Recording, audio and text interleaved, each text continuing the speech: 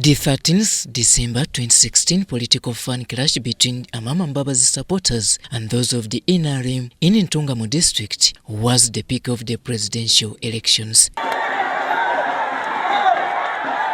In what seemed more of a confrontation battle, it was reported that the then chief bodyguard to the former premier and presidential candidate John Patrick Amama Mbabazi, Christopher Aine, was the masterminder.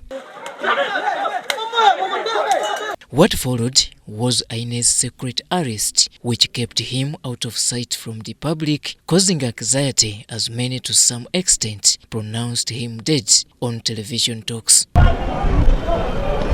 Aine, who later resurfaced from General Salim Saleh's home, has since then turned to activism through a pressure group codenamed Rise for Peace, whose main emphasis has been to fight corruption. Now all is history as Christopher Aine earns himself a presidential appointment as the new Deputy Resident City Commissioner of Mbarara City. Leadership comes from God. So if His Excellency can really think giving me this opportunity is worth it, then why not?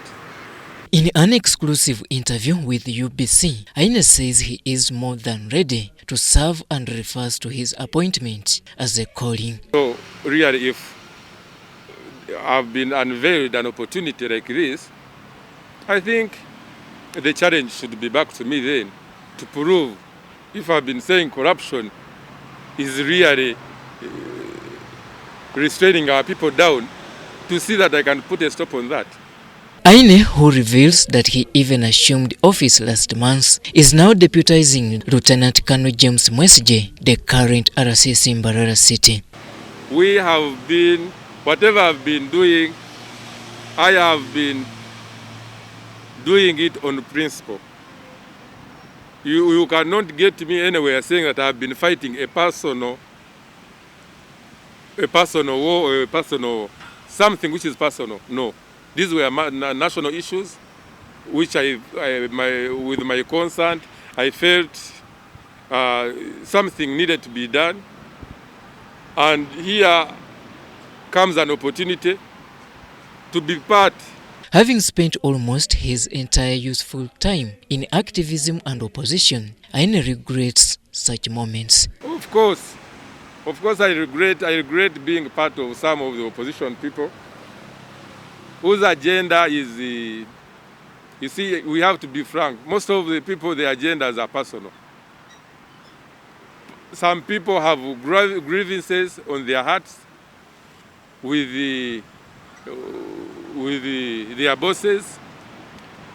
Maybe frustration because at a certain point he has been told, no, you can now step aside, let someone else fix this. But they don't really feel the pain which people are feeling down.